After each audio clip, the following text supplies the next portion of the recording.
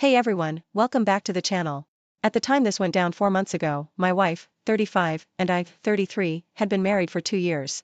I was scheduled to go on a 2-day-long business trip, leaving extremely early one day and returning the next day in the evening. Well, after 5 hours of driving, the trip was cancelled. I wasn't terribly bothered because I was used to driving and would be compensated for my time. I decided to return home unexpectedly. When I arrived, I was surprised to see another car parked beside my wife's. It was her brother's car. He was a buff dude, married with a baby that my wife would often babysit. She loved it because she looked forward to becoming a mother. Her and her brother were really close and enjoyed hiking.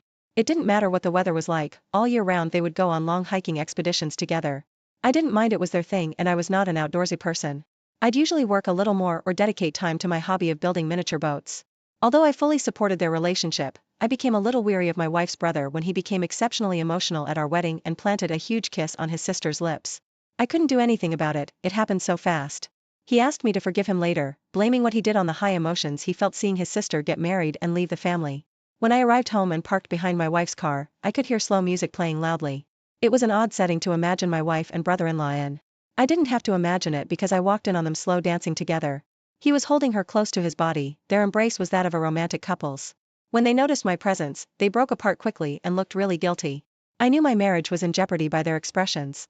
My wife tried to say her brother needed emotional support because his marriage was struggling. To me, that did not explain why they were slow dancing in my living room. As hard as it was, I didn't ask them any more questions. They were aware of how odd it looked. I didn't have to wait long before my wife went to go babysit her baby niece one day. She accidentally left her phone behind and I found her WhatsApp. It revealed that she was sexting her brother, sending pictures, saying I love you, and arranging hookups with him by claiming she was going to babysit. It was the most disgusting and disturbing discovery I ever made in my life. I threw her phone and ran to the bathroom to be sick. Everyone always assumed they were really close because they had trouble making friends when they were younger and shared an enthusiasm for hiking that no one else in the family did. I wouldn't confront her about it immediately because it certainly wouldn't have stopped them. I realized that I was just the cover husband so she could have a secret sexual relationship with her blood brother. I went back to her phone as I boiled with anger and betrayal and took screenshots to send to myself. I planned out my revenge, which involved a bit of acting on my part. It was excruciating to see her behave so normally when returned home, like she didn't just hook up with her brother behind my back. I too acted as though everything was normal. I laid awake beside her that night in our marital bed. The very next morning, I hired a PI to get me photos of them. When I announced the truth, she wouldn't be able to wiggle out of the consequences. Not long after, she claimed she was going on a hiking trip with her brother and I played along, notifying the PI. He called me late that night and notified me that she got hotel room with her brother along the beach a few hours away. I started packing my things because it was only a matter of time before I got pictures. I didn't know why they weren't actually hiking together this time, but I didn't care either. At this point, I didn't care about anything and just felt numb. I received pictures of them walking on the beach and boardwalk like newlyweds. His hand on her butt, full kisses on the lips, staring into each other's eyes over drinks at the bar, both of them entering a hotel room, clearly in a romantic relationship. I was ready to leave, but before I left, I invited her immediate and extended family and friends over, including her brother's wife and baby. I printed large copies of the pictures I received and hung them all over the house, starting at the front door. On my way out, I left a note on the door instructing them to let themselves in.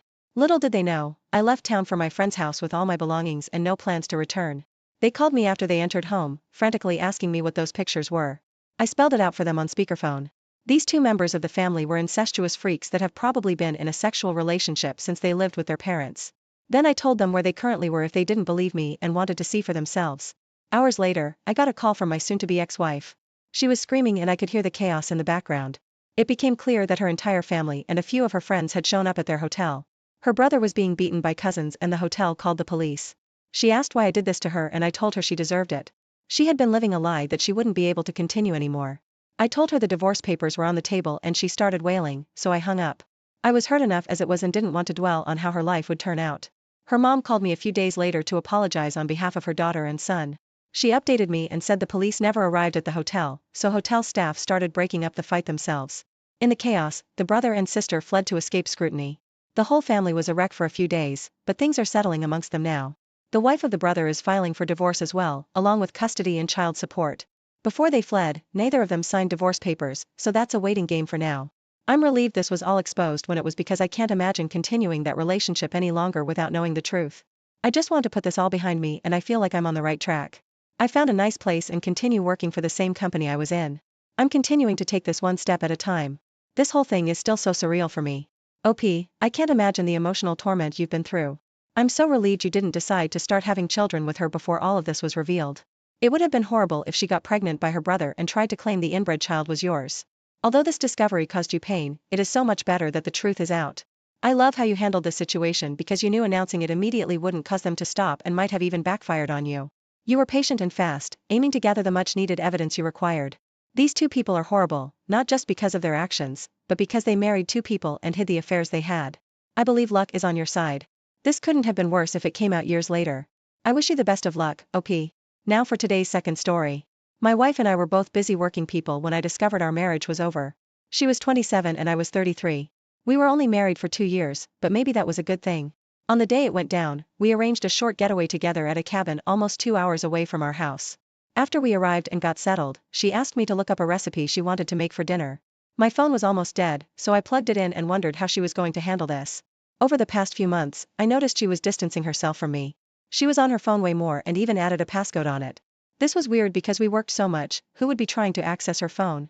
She was so open with me up until it all changed and she just didn't feel the need to tell me about her day. So I told her my phone was charging to see what she'd do. She unlocked her phone and tossed it to me as she stirred, telling me to look it up on hers. I did so and read it to her. As I was just about to lock her phone again to be locked out of it forever, a silent WhatsApp notification appeared. I didn't know she had that app. I clicked on it instinctively and it led me to a string of messages between her and another man. The first 2 messages were, "Hey, how's it going? And I miss you so much. Can't stop thinking about how good you feel." I must have turned white because I felt the blood drain from my face. My vision became blurry and I left the room with her phone. She was still cooking, unaware anything was wrong. I focused my eyes and stilled my trembling hands so I could keep reading older stuff. It spanned back farther than I was willing to look. I took screenshots of their sexting pictures, talk of past sex and plans for future sex. And there I love you.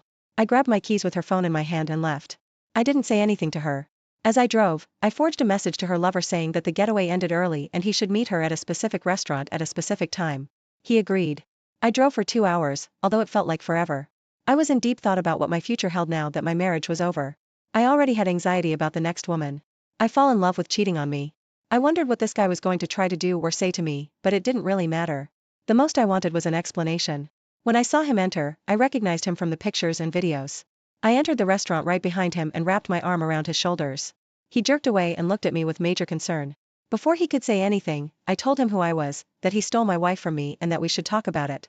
I led him to a table, started recording on my phone, which now had all the evidence from my wife's phone as well, and told him to spill the beans. He hesitated, but I told him this was the least he could do. He told me they had been seeing each other for about 10 months already. They were introduced by coworkers and instantly fell for each other. In a few weeks, she was in his bed. He swore she was the one for him and he was in love. I told him he could have it. I had no more use for her. I thanked him profusely for saving me 18 years of child support. I told him where she was and asked him to go pick her up. I drove home with a broken heart. It was broken before, but it was worse knowing how long ago this started. My phone rang and it was the landline from the cabin we were staying at. My wife was panicked, asking me if I was okay and why I just left like that. She added that she couldn't find her phone and forgot we had a landline. I called her a liar and said she shouldn't have let me see her phone if she was guilty of having an affair. She was stunned and started stuttering to make excuses. I told her she need not bother, that I had already met with the man and got all the proof I need. She started yelling in surprise, trying to clarify where I knew and who I spoke to. I added that he was on the way to come get her and she should pack all of our stuff. She said something else, but I hung up. I arrived home and packed up what I needed to be okayed for a few months. I didn't know how long she'd be in the house before she left. Thankfully we got a prenup so I wouldn't lose the house or pay her alimony.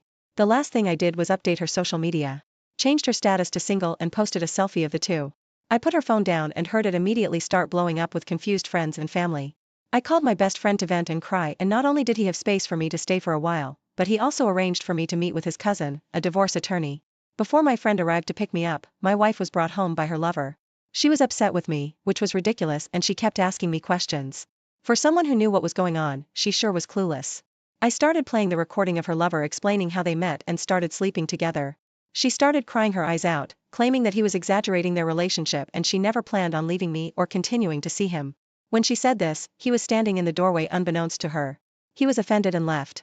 I thought good for him as he drove down the road and my wife screamed in frustration. I told her to pack her stuff and get out of the house because it belonged to me. I added that I'd send divorce papers to her parents' house. She sat on the front step crying as I left. I heard that she was still living with them when her boyfriend left her after an astounding 2 months. Since I had been paying for her schooling, she struggled to afford it on her own. Her parents couldn't afford it and actually made her move into a tiny apartment with her much younger sister. Meanwhile, I met the love of my life and we have our second child on the way. I can now say without a doubt that my wife is faithful, loving, and meant for me. I'm so thankful I decided to leave my ex right away without staying and trying to work it out. I am so sorry you went through this, OP. Thank the universe you didn't end up raising an affair child as your own or paying child support for years. It's extremely lucky you discovered the truth when you did and had the strength to take the steps you needed to. She started sleeping with a coworker without much hesitation or thought about her marriage with you. It turned out that even the man she cheated on you with dumped her. This is an excellent story to help spread hope to people that have been cheated on. It's definitely possible to let go of what you're used to and exist outside your comfort zone in order to heal and live a better life.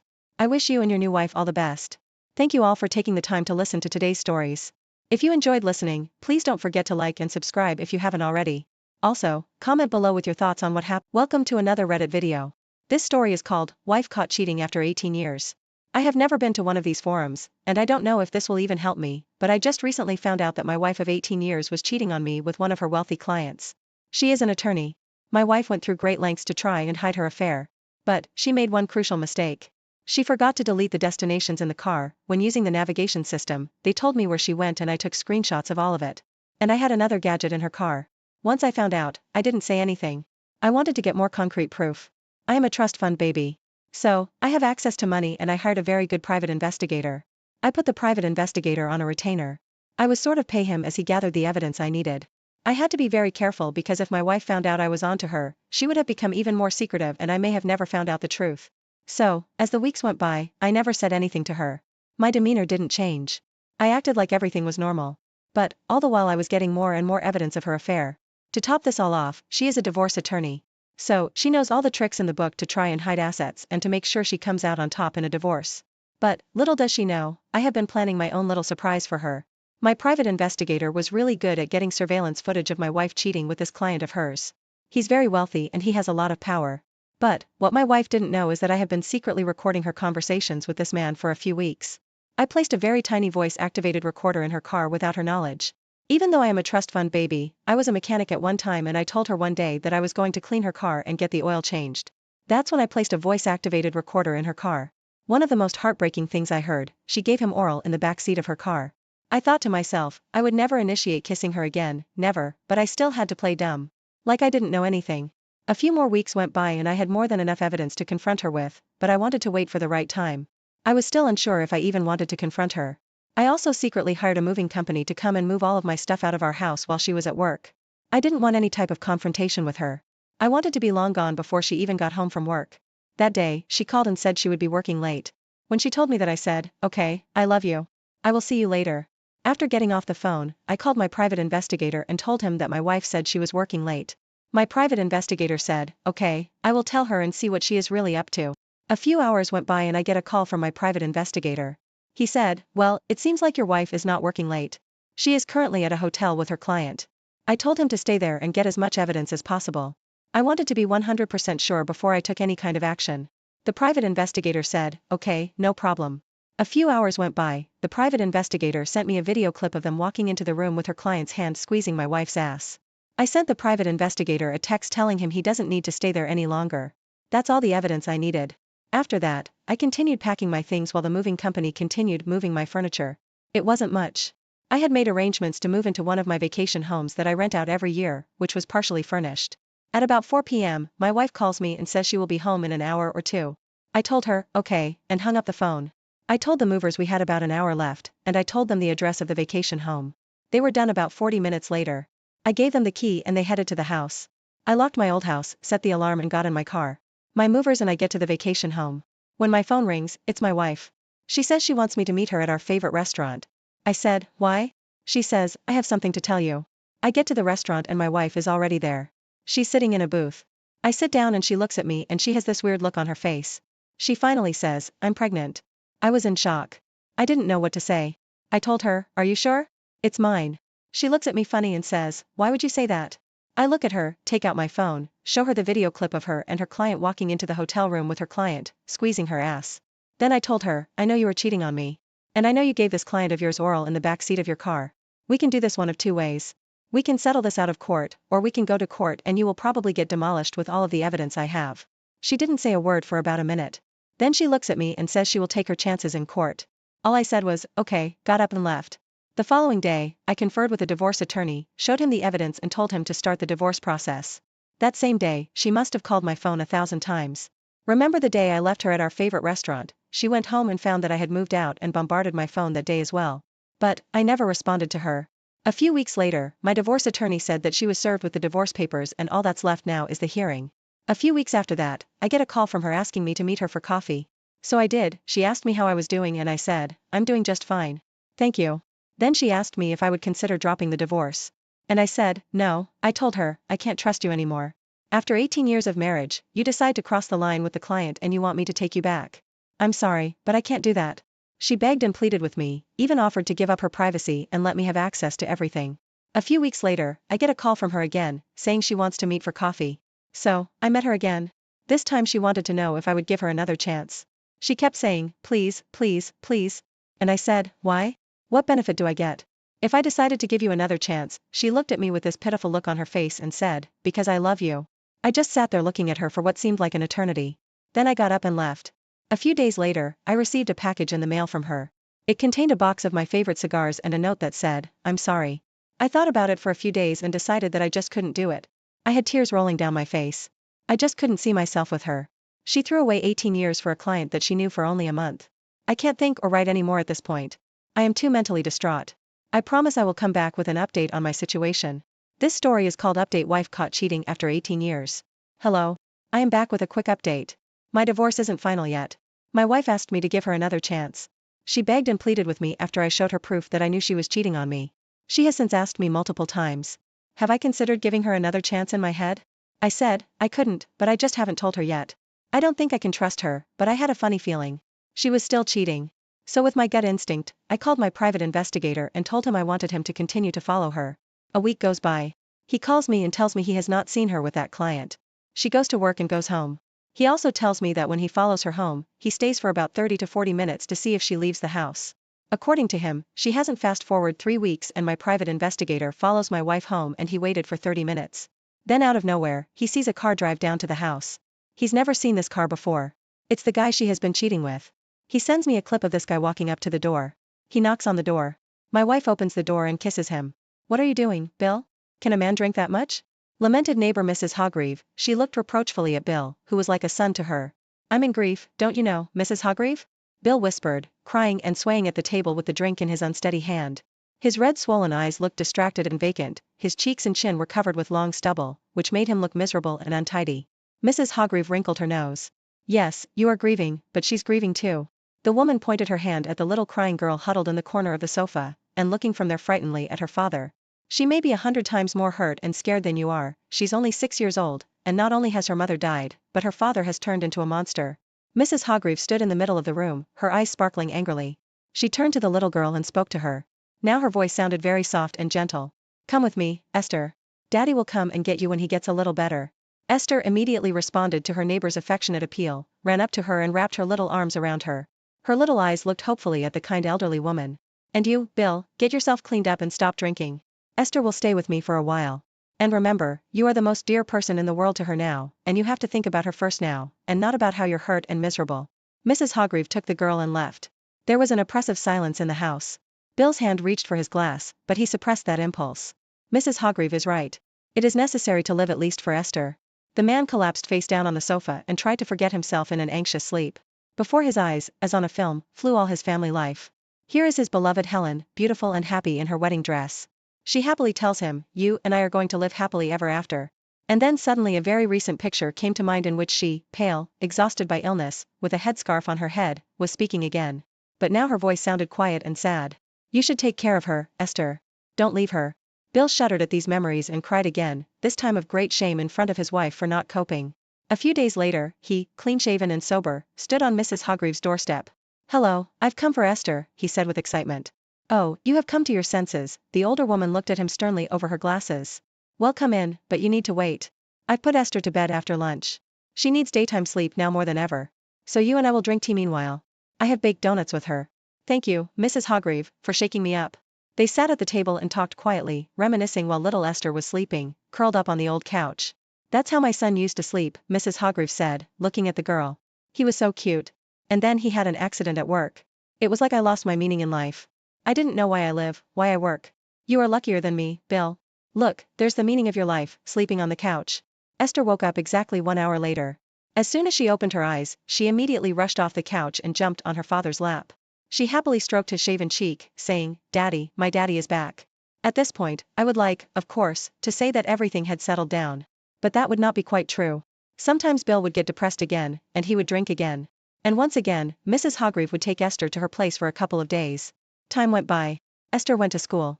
She studied well, and Mrs. Hargreave was always ready to help if Bill suddenly went out of order for a few days. And then one day, Bill brought a woman home. "Daughter, meet Paula.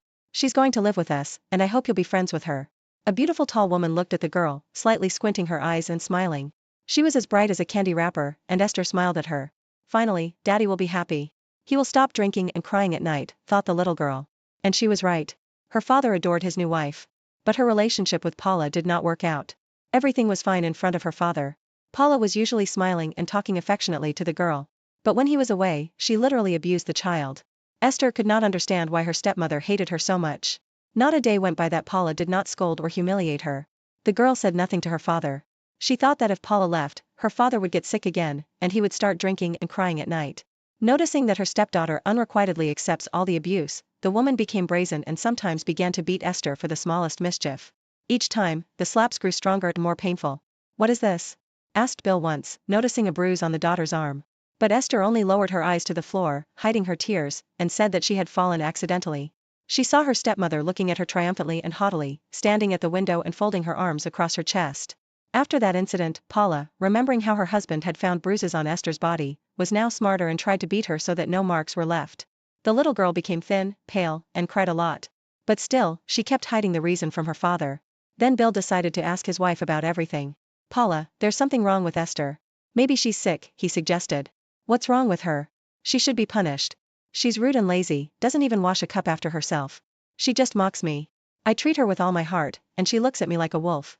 The whole time, Esther looked at her stepmother with her eyes goggling. She had no idea it was possible to lie like that. Esther said her father sternly, "What's going on? Why don't you listen to Paula? What do you want?" But the girl could not say anything. In shock, her eyes instantly filled with tears. "I want to go to my mummy," she finally shouted and ran to her room and stayed there until morning. It probably would have lasted a long time, or rather, as long as Esther's health could stand. But once again, Mrs. Hargreave intervened. She purposely spotted Bill rushing to work. "Hello, Mrs. Hargreave." The man was pleased to see his neighbor. "You've completely stopped coming to see us. In vain, both me and Esther are really missing you." "Oh, I tried to stop by the other day to get to know your wife and to talk to Esther, but right then I had to go home." "Why?" wondered Bill. "If I tell you, you wouldn't believe me anyway. You'd better come home early from work. Best when Esther comes home from school. You'll see everything with your own eyes." Bill was on his way to work, and his heart was not in the right place. There was something in his neighbor's words that made him uneasy, prevented him from thinking about anything else but what was going on at his house while he was away. Why has a good, obedient girl become frightened, withdrawn and worse at school? Paula says Esther is silly, but she isn't. She's always been praised at school, thought the man. A little later that day, Esther had barely come home from school when her stepmother met her at the door with a wet towel in her hand. "Well, come in, you poor thing," she hissed threateningly. "So, you want to go to your mother? Well, I'll give you such an opportunity. She's probably waiting for you there, you ungrateful little wretch." She slapped the girl on the back with a wet towel with a kind of rage. Esther cried, screaming in pain. "Stop it at once." Suddenly heard Bill's voice from the threshold. He decided to take his neighbor's advice after all, and what he saw made his hands shake. "Bill, darling, I didn't do it on purpose. She just drove me crazy. Let's give her to your mother or to an orphanage. It's not my fault." "I don't know why she makes me so angry," shouted Paula. "Are you crazy? An orphanage? I'll put you in jail. I never thought you were capable of such a thing." Bill rushed to his daughter. "Honey, tell me where it hurts. Forgive me, my little one." Esther hugged her father tightly around the neck and cried loudly. All the tears she had not cried for all that time were rolling out of her eyes in a hail of tears. Mrs. Hargreave quietly entered the room and looked with unconcealed contempt and hatred at Paula, who was packing her suitcase. "People like you should be imprisoned or isolated from society for life," she said to Esther's stepmother. But the woman only smirked in response. "It's not my duty to take care of other women's children." "So why did you marry him? You knew he had a daughter, didn't you?" resented the elderly woman. "Are you really that silly?" "I just thought I'd eventually persuade Bill to put the girl in a boarding school." "Get out," shouted the man, still continuing to hold the girl close to him. "Otherwise, I'm not responsible for myself." Paula, with her head held high, rattling her two suitcases, walked away. Bill held Esther in his arms for a long time, saying, "Forgive me, my dear, that I didn't see or hear anything. You've been through so much. Remember, you must always tell me if you have something that worries you. I'm your daddy, and I'll do anything to make you happy. You're my joy, you're my life, and I love you more than anything in the world. And I love you very, very much, Daddy." A child psychologist worked with Esther for a long time afterward, and now the girl is fine. Bill did not marry again after this incident. It was enough for him once. He says that his daughter is dearer to him than anyone else in the world. And Mrs. Hargreaves is still helping them in the neighborhood. After that, I sent my wife a text and told her, I will not give her another chance. I will see you in divorce court. As of May 21st, 2022, I don't have a date for my divorce hearing. That's all I have for now. Thank you. Hey everyone, welcome back. Today, I've got an absolutely jaw-dropping story for you. I'm not telling my story to be pitied. After all, everything that happened is my life, and I certainly don't need pity. I am a one-woman man in my life. I've always taken marriage very seriously, maybe even too seriously. I never walked away from my wife because I never saw anyone around except my only wife. And there was no need for it, no desire for it either. Although I must admit that many women tried, but she gave me, and now about everything in order. I met my future wife in the early 90s, among the guests at a wedding of a friend of mine and fell in love with her immediately. We dated her for 6 months and then decided to get married. We had a modest wedding and were over the moon. Our marriage was her second. She had developed a relationship with her ex-husband a year before we met. Something didn't work out there. I did not go to her with questions because I thought that there was no reason to stir up her soul, and she almost never said anything. By the way, my wife is a beautiful, smart woman and a great hostess. I was really lucky. When we got married, the whole country was in shambles. There were no normal, stable jobs. She was a medic and worked in a military unit, and I, apart from my main job, managed to work in 2 other places. It seemed to come out not bad. I wanted very much that the family had no need. From the first day I met my wife, I was very touchy about her. He loved her, but madly. In the truest sense of the word, he carried her in his arms. I considered her the closest and dearest person to me. 2 years of our life together had passed, but it didn't work out with children. It hurt her very much. She was very upset. She prophesied to me that I would leave her because of her own infertility. She was diagnosed with fallopian tubes. It was a terrible blow to her. But I did not despair. I was there for her, supported her, calmed her down. I told her she was my destiny and that I loved her more than life. I reassured her that I could do everything necessary to make her successful as a mother. After all, medicine can do a lot these days. She believed me, smiled at me, and for the sake of her smile, I was ready to give myself. Just to make her happy. At the time, I was working very hard. I had a goal. I worked hard to reach it. I constantly needed money for various examinations by different doctors, consultations at institutes to buy medicines. We went and had several surgeries in different clinics, all sorts of witch doctors there and everything. Each time I believed that this time everything would happen and my wife would finally get pregnant. And then we would have a real life. But in spite of our efforts, nothing worked. It took almost 5 years. My wife lost all hope and put up with it. But me, I have always been an optimist and never gave up. I continued to believe in a miracle. My energy gave my wife strength.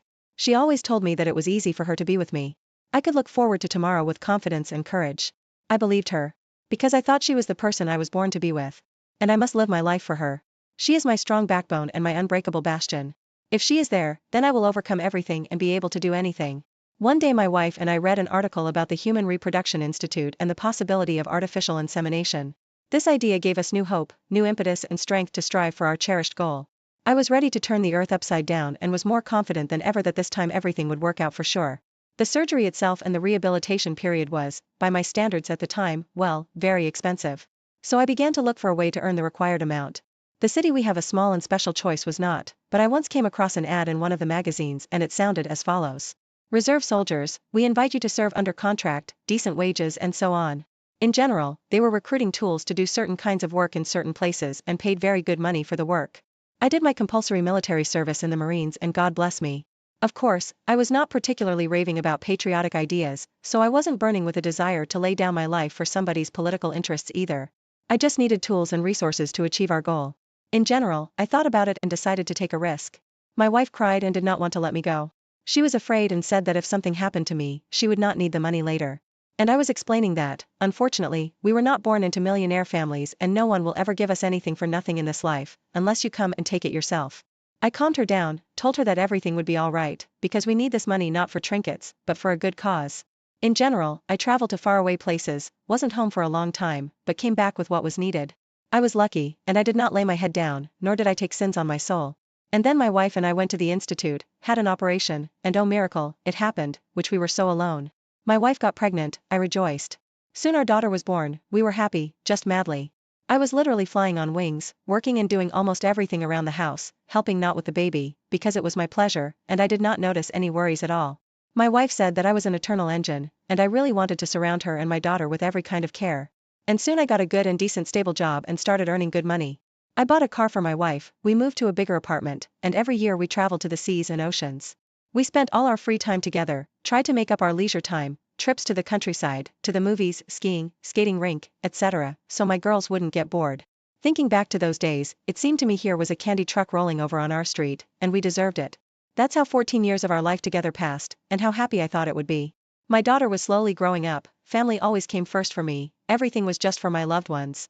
I never felt that my life is ordinary, that it is monotonous, scandal in the family has never been. I respect for my wife avoided even a reason for her discontent, and if something she did not like the little things, went first to a compromise. I always tried to pay attention to her as a woman. I do not remember a day when I did not tell her how much I loved her, and how much I valued her. When we were poor, I always found an opportunity to make her pleasant surprises, with or without cause. Flowers, small gifts, and various girlish trinkets, she always liked it so much.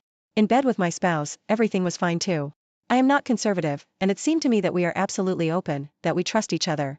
I tried to be sensitive to all my wife's interest, and in my opinion, everything was very harmonious. And she herself always said that she was happy with everything, and that I fully satisfy her needs. And now a word about jealousy. I can say that I have never been jealous of her. She never gave me any reason to be, even though she worked as a medic in an almost male-dominated team, a military unit. In my work, I periodically went on long business trips, for a week and a half, or even 2 weeks. I always looked forward to returning home to my beloved. She too, always met me with joy and awe. And then? Then everything was like in the movies or anecdotes. One day I was flying on business on another expedition, and in the city where I had to change flights. I received a message from my colleagues that my work was cancelled, and I had to return home. I flew back to my city in the afternoon, bought a small bouquet of roses and champagne, and decided to surprise my wife without telling her. By my count, she was still at work, and my daughter at school. I took a cab home, started to open the door with the key. But the door was locked from the inside. I thought, well, there's no surprise. Started ringing the doorbell, zero emotion. Knocked and rang, began to worry, not understanding what was happening. I even wanted to call the police, but finally my wife's voice asked me from the door. Who's there? I said, honey, what are you, why are you scaring me? It's me, I cancelled a business trip. Even then I thought she was asleep or maybe sick. And then she opened the door, and I did not recognize her, and it was a completely different person. Her eyes were alien, she looked as if I was not there, as if through me. I went into the hallway, and through the open door into the hall, I saw some military officer sitting in an armchair. Only then did I notice that my wife was wearing a naked robe, and suddenly I realized everything. She told me in a calm tone, you're bleeding. I saw that the stinging bouquet was growing with such force that I literally squeezed it through my fingers. For the first time in my life, my legs trembled so much. So much so that I just sat down at the door on the floor. It's hard for me to describe in words how I felt at that moment. I couldn't breathe, I was suffocating. There was a tornado of thought in my head and everything. It was like a dream. I couldn't believe my eyes, it didn't seem like it was happening to me, because it just couldn't happen to me at all. My wife is not capable of that. Then she said, we need to talk. I hope you're not going to make a scandal, he's not guilty of anything. But me, I couldn't even stand up at that minute, let alone scandalize. If I'd had a fit of rage, I probably would have done something irreparable. But now I realize, thank God, that I didn't. I didn't see him disappear from the apartment unnoticed. My wife and I stayed behind. She sat down on her knees in front of me and said, this happens in life. And she cried. I'd remember bits and pieces of what she told me. I can't live like this anymore. I am confused. I want to repent to you. You are good. I am bad. You are unworthy. Then she began to tell me how many times in her whole life she had cheated on me. I had thoughts that she wanted to destroy me. She went on. She told me that the very first time was with her ex-husband. In the beginning of our relationship, when she and I first started dating. She said she met her ex intentionally and gave herself to him to prove to him what kind of woman he had lost. Then she cheated on me with some military medic in another city when I did a refresher course. She gave herself to him out of pity. He was very romantic and was suffering. Suffering because he had recently divorced his wife. Read the elements to her. Then there was another military doctor, but already in our town. Then another and finally came to the last one with whom I actually caught them our house. She told me that they had been having an affair for almost a month and that she had wanted to break up with him. But she hadn't had time. She said they always met at work and that she was nasty because she desecrated our house and so on. When I listened to her, I asked, why did you do this to me? She sobbed straight into a screen and said she couldn't explain to me the reasons for her actions. It is an inexplicable passion and there is no excuse for it and it is up to me to make the decision. At the same time, she swore that if I could find the strength to forgive her, she would be faithful to me to the grave. For the first few days, I couldn't sleep or eat at all. Like a robot, I went to work, came home, just lay there and stared at the ceiling. At night, I was drenched in cold sweat, drinking water and smoking non-stop. I did not touch alcohol, by the way. My colleagues asked me what happened. They said I was all black. My wife saw what was happening to me and constantly cried and begged for forgiveness. I didn't know what to say to her, so I kept quiet. I didn't know where to go or where to fail. My head wasn't working at all. Later, I was going to talk to her many times, to share my soul with her as I always had before. To tell her how much I loved her, but I couldn't find the right words. There was a lump in my throat that I couldn't help but spit out and swallow. 6 months went by like that. During that time, I kept thinking and remembering our life. Dating inside myself, looking for answers. Maybe it was me. I was doing something wrong. I chewed myself out of the whole guilt complex at the time. During that time, I had given up on my wife both emotionally and physically. The thought of sexual intimacy with her never even occurred to me. I became afraid of having sex with her. I don't know how to explain it. It seemed to me that I was not able to satisfy her. That's why there was no reason to go to bed. It would only embarrass me. We communicated with her on domestic topics. To my daughter, I allocated attention without prejudice as before. Most of all, I wanted my daughter not to suspect anything. At that time, she was at the beginning of her teenage years and I didn't want to hurt her because she had nothing to do with the circumstances. Then later, the emotions went away and the pain in my soul somewhat subsided. One day, I decided to talk to my wife and told her that I did not hold a grudge against her. That I loved her just as much. I told her that what happened probably changed something in me. But so far, I can't figure out what it is. I guess it takes time. I asked my wife to promise me that if life with me didn't turn out the way she wanted it to, that she would tell me right away. I won't hold back. There was no time to waste. Life is one and things can still work out differently and with another person. We became close again, but not the way we were. I tried to be the same as before, but in bed with his wife began incomprehensible problems with potency. It made me gnaw on myself even more. So another 6 years went by and the family was always in the first place for me. And the question of whether it was cheating on me or not, I stopped wondering. She was just as beautiful, smart, a great hostess, and a good mom. Yes, I forgave her, but something didn't break you. Everything in the soul came out. Empty. This poisoned me to the bone. My unbreakable bastion collapsed like a house of cards. And somehow the feeling of new did not. In time, I became a different person. The true meaning of the word treason is that everything has changed. I had changed. I remembered with a smile the days when I wandered far and wide, earning money to give birth to my daughter. Back then, I had the phrase written on my backpack unloading. What doesn't kill us makes us stronger. After a while, I suddenly stopped feeling the inner weight that had been weighing me down for so long. It's all strange. Really strange. I tried to comprehend and understand what had kept me from changing my life before. I don't know. I had always been an optimist and believed in the best. I hoped that things would settle down and be okay. And it did settle down, but at the same time, something very important left my soul. The very thing that gave meaning to the existence of our marriage. The very thing that motivated me to keep going. My stupid responsibility dictated that I couldn't drop everything and just walk out, because that would be a betrayal. But it was, no, not a betrayal. Just like that, suddenly and all of a sudden my attitude toward everything that had happened was different. I suddenly felt that my inner changes in my head had come to an end. It was as if I had woken up from oblivion. I realized that for a long time, I had not been living my life at all. A complete stranger to me. My wife, who was sleeping beside me, I looked at her sleeping, at her face. I realized I didn't know this woman anymore. I left home that morning, turned off my phone, drove around town, stood on the roadsides in the woods. It's hard to explain, but somehow I felt at ease. I felt like a bird out of its cage. It felt like I had paid for all my mistakes in full. I thought and remembered and became more and more aware of my freedom. In the evening, I returned home, where I informed my wife of everything. There was a long talk, but no recriminations. She cried and said she had been waiting for this day all the time.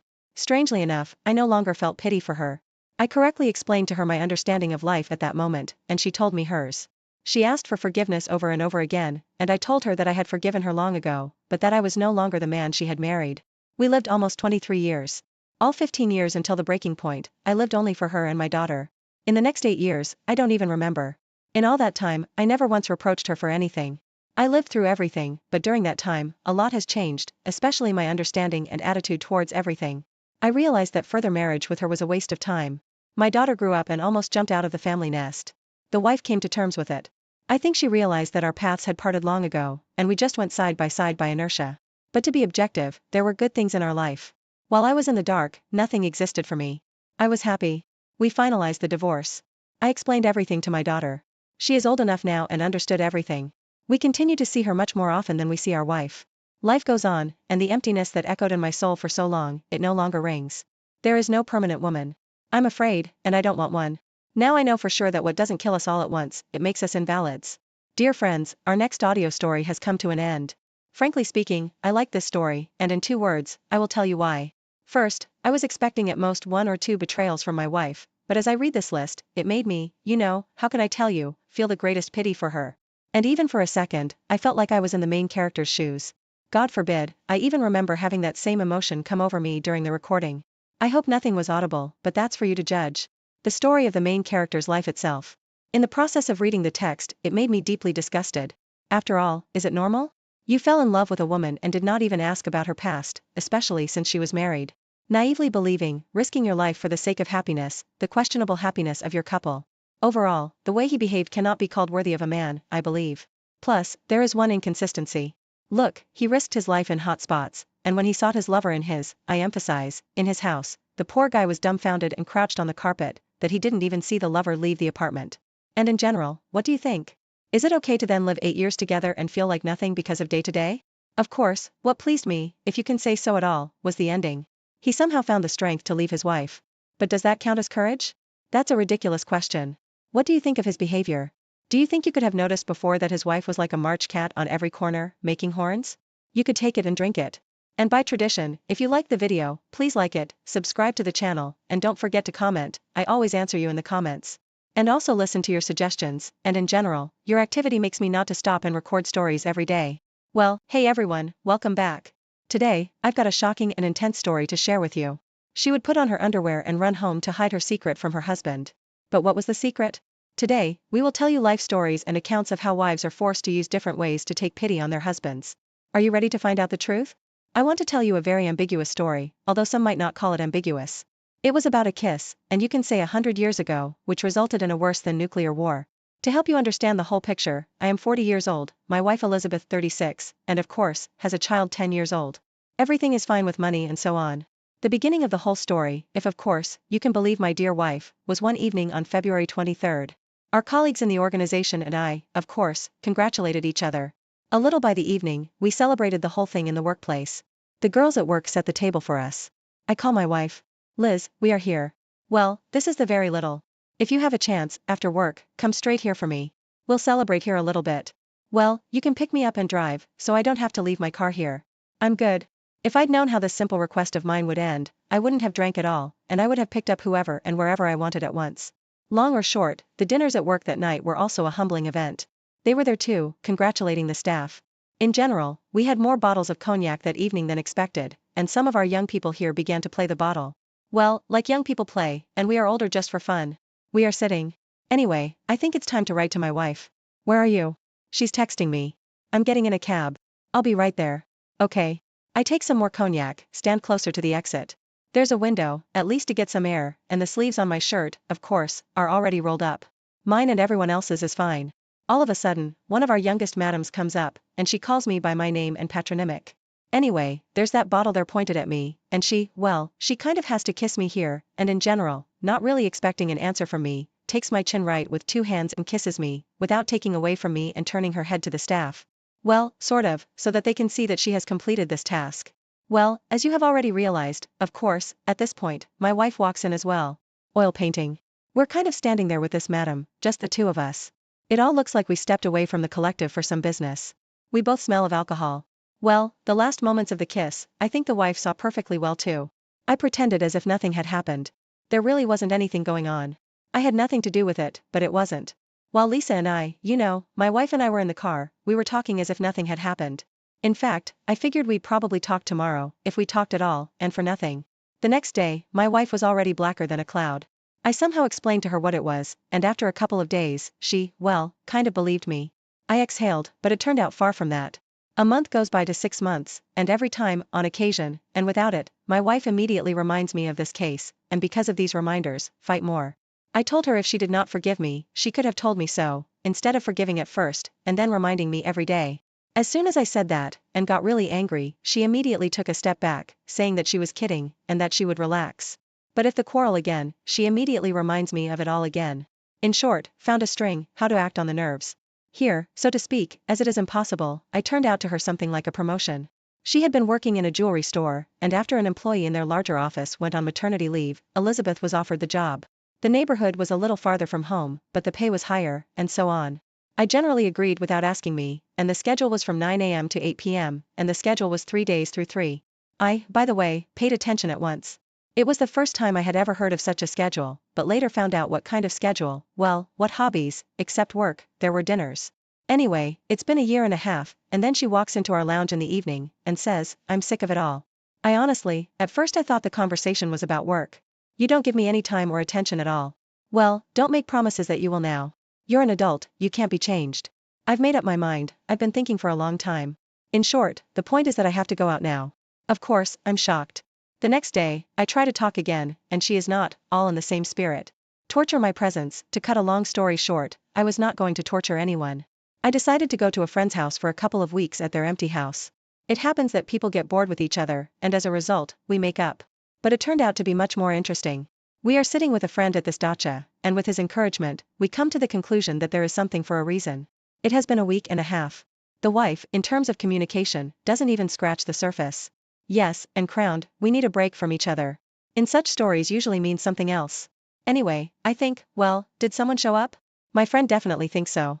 And in my brain, at once her surfaces schedule 3 days and 3. Long or short, it looks like she has someone. And that someone is connected to her at this exact time. 3 days and 3, from 9 in the morning until 8 at night. What to do? I called the next day at my wife's to talk. But no, she stayed in the position she was in.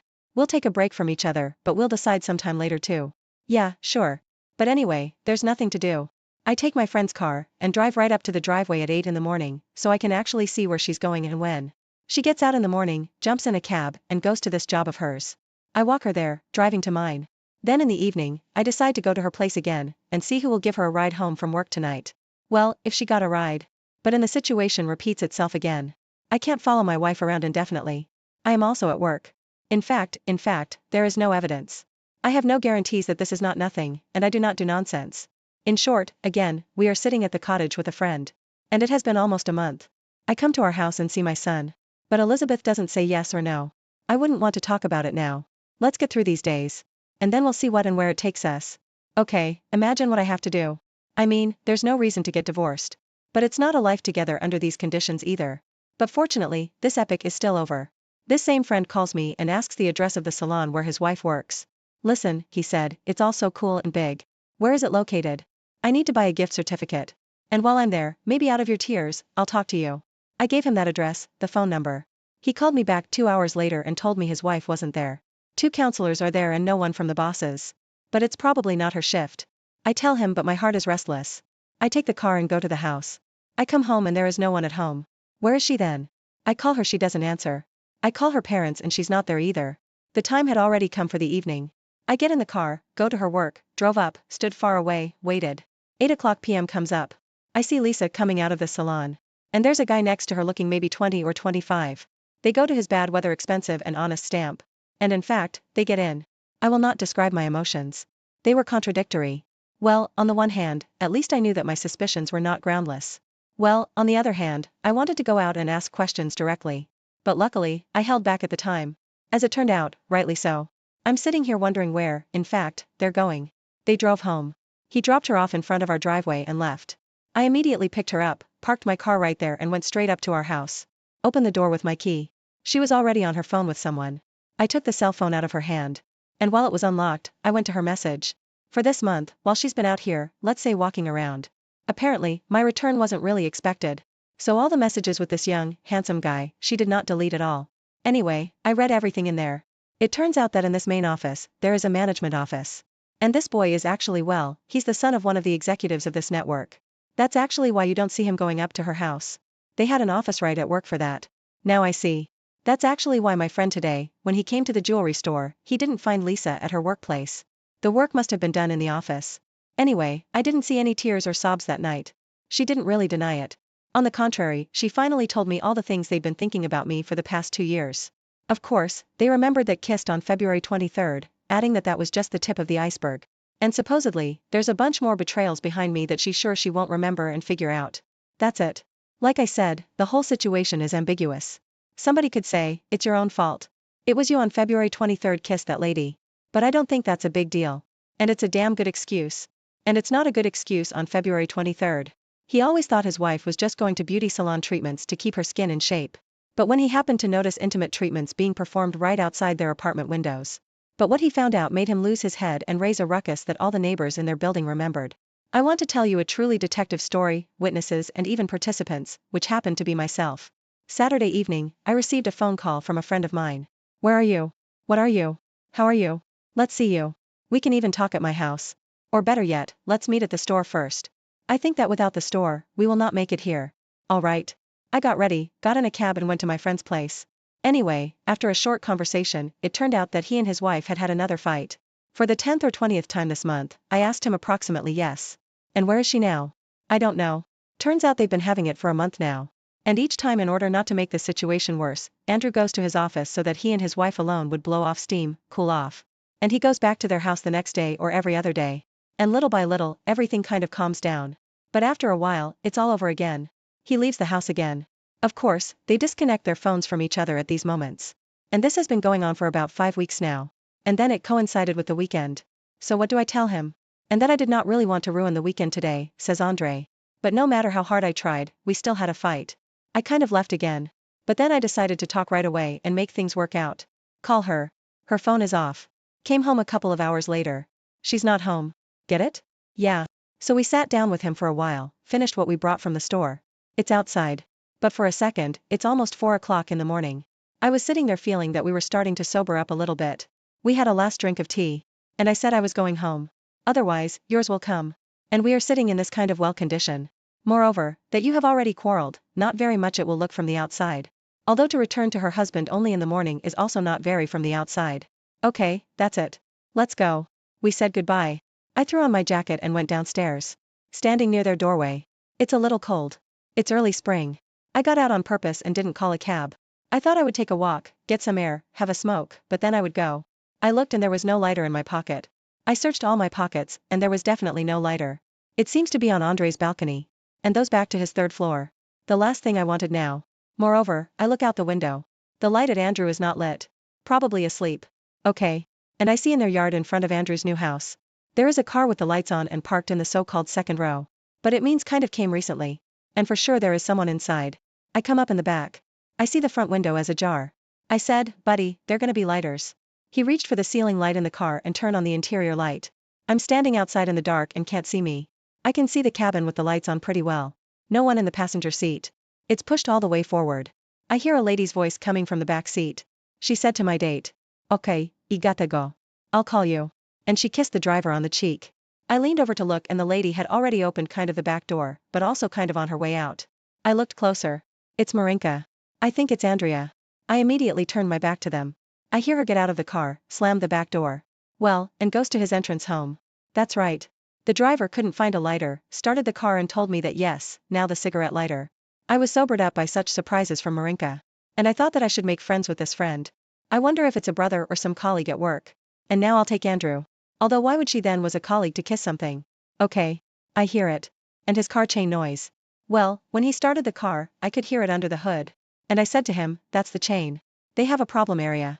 Yes, we allegedly when we worked in the service in the non-existent, when we came often on these, the owners often thought that the matter was moving towards a full-blown engine overhaul, but it turned out not. He tells me yes. And I was getting kind of wary too. So back and forth, we talked a little bit. I said, that's it. I should go home. It's time. Which way are you going now? He told me the direction.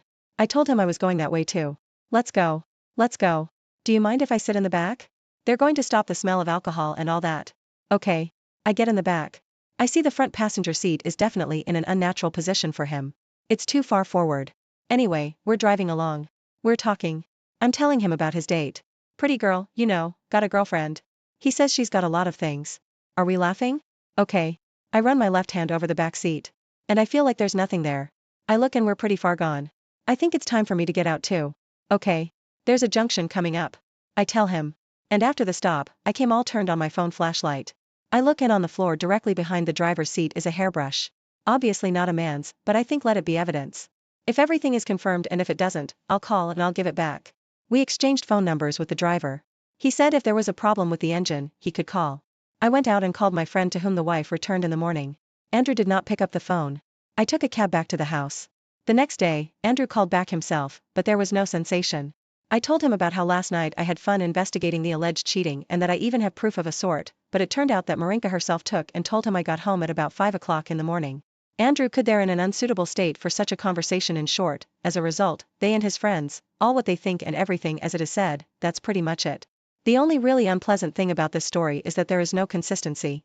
First, they should have broken up and then they should have thrown their comms, walking around at least until morning.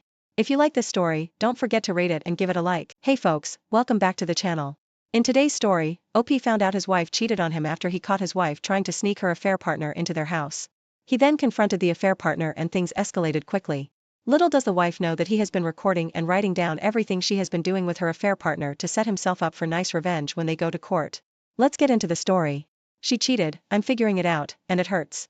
Hello everyone, I, 34 male, found my wife, 33 female, in our bed with another man. A little background. For the sake of my sanity, I will refer to my wife as Ellie. My best friend's name is Omar, not real names. Ellie and I met in college and hit it off right away. When we started dating, I was not really assertive. You could accurately say that it was her showing interest and desire in me that made me really begin to value myself and work past a ton of insecurities I used to deal with. I was just a hardworking, nerdy, smart dude, but had never had any real luck with women. To me it was almost incredible that someone as smart and beautiful as her would show as much interest in me as I showed in her. We both have always been driven, which led us separately building small businesses of our own by the time we graduated college. We moved in together after graduation and a year later, married. We had, what I considered, a very strong marriage.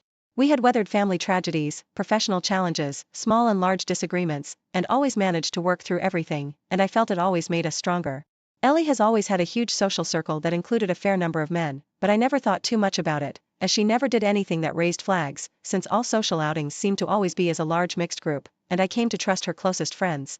As our 10-year anniversary was coming up, I decided to bring up the topic of starting a family.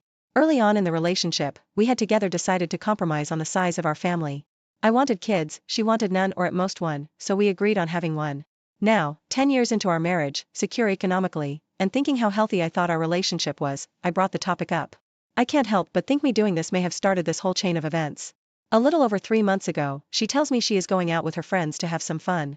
She basically told me she needed to unwind, as she was getting stressed about me asking about having kids again. That night, she comes back at 4 a.m. Starting with that day, our bedroom goes completely dead. In our relationship, Ellie has always initiated as much as me, in fact on average I would say more often than me, and for rare periods when we were dealing with traveling, I can't think of us ever going more than 5 days without some form of intimacy. She starts going out more, guarding her phone, avoiding me, all this, stuff I had never seen from her before. After about 3 to 4 weeks of this, I talk to Omar, my best friend, and he points me to Reddit, and I start reading. Eventually, I decide I need to do something about this, as it's beginning to put me in a bad mood. I don't just want to trust her, I like to trust my wife, I need to trust her. Well, needless to say, I get my hands on her phone and check her calls and texts, feeling like a complete monster violating her privacy. Turns out that one of the people new to our social circle is an old high school flame from before we were together. The more I dug, the more I found. I think the fact I'd always trusted her completely made her complacent about hiding the affair better. I found out that during that party a month before, he had attended, and they spent all night catching up, and ended up kissing, not even really hiding it from her whole group of friends and then conveniently going to the bathroom at the same time. Up to this point, all I had felt has been this giant pit of anxiety in my stomach, a part of me trying to hold on to the image of the woman I thought I had married, a kind of self-delusion. But the anger and sadness start getting overwhelming, made worse by the fact that she seems oblivious to my sudden indifference. She didn't notice, I had stopped making romantic gestures, I felt like I was breaking inside. Finally, a month ago, I decided to catch them in the act and I tell Ellie I'm going to visit my cousin for the weekend. He lives 3 hours away, but instead I go stay with Omar who has been helping me record and copy everything. I waited and sure enough, she brought him to our house to our bed. I snuck in the house and made my way to our room and the sounds left no doubts. They were so into it, they didn't notice me standing there at the door recording them with my phone. I literally felt something in me break, like something in my soul snapped so hard I could hear it. My veins went ice cold and something like a 10-ton anvil had been dropped on my chest. I couldn't breathe, I went numb. The next part one can only tell you what Omar says happened because I only remember parts of the next few minutes. According to Omar, who I had brought as a witness, apparently I walked up to them, pulled that guy off of the bed and Omar pulled me off of him. I remember Omar holding me down on the ground. After that, there was the normal hysterics of being caught. I went no contact for 5 weeks and began working with a lawyer preparing for the worst. Omar served as her contact point during that time since I simply didn't want to talk to her. I only contacted my family and told them that we were having problems. After the 5 weeks of no contact, we met and talked. She was remorseful, told me it wasn't my fault, that it was all her doing, her responsibility and her decisions. We decided to go to marriage counseling and at least explore if there is anything salvageable. Sitting here, I can't believe that even after that, I still love her. I'm disgusted with myself that I have thought about her well-being, about her happiness.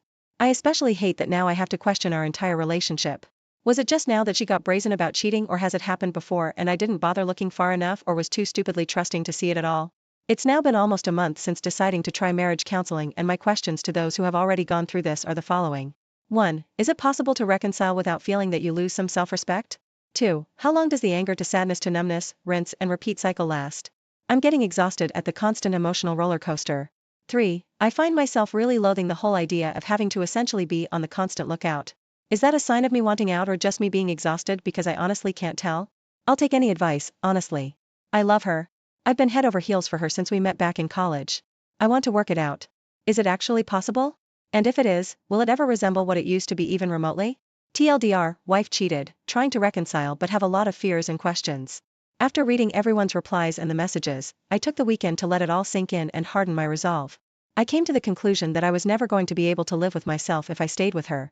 Staying and working on it would mean having to sacrifice a significant portion of my self-respect. I also realized that I want no part of a relationship that would require me to be in a state of constant vigilance for signs of betrayal.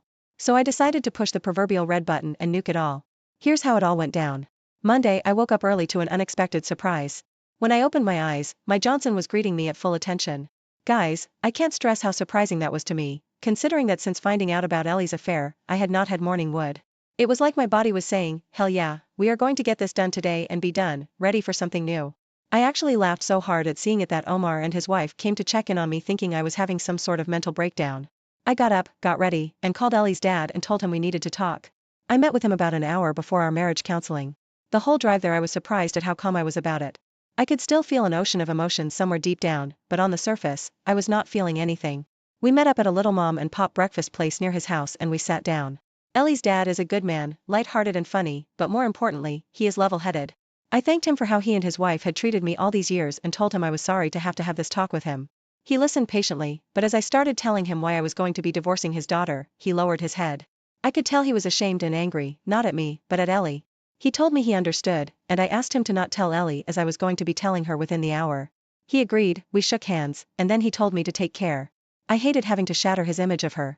I debated with myself if I should have asked him to care for her, but I shouted down that instinct because he is her dad. Of course he will care for her, but also it is no longer my business to care for her. She is a big girl. Next, I went to our scheduled marriage and counseling session. I had been rehearsing all day Sunday what I would say to her and how I would say it. I wanted to essentially emotion-proof my actions and words for the next few hours. I sat there in the parking lot for 10 minutes and just prayed. I hadn't felt like I wanted to or could since all this started. When we sat down for marriage counseling, Ellie was wearing one of the dresses I loved her in, and for a split second, I forgot everything, but then the visceral disgust and anger I felt pushed the attraction completely out. I let the counselor get things going like our previous sessions, and after about 10 minutes of her and Ellie talking, I interrupted. This is how it went. Excuse me, I have a few things I need to say to Ellie, and that I wanted to be able to say here with a neutral third party. If at any point I am interrupted, I will simply leave, and that's that.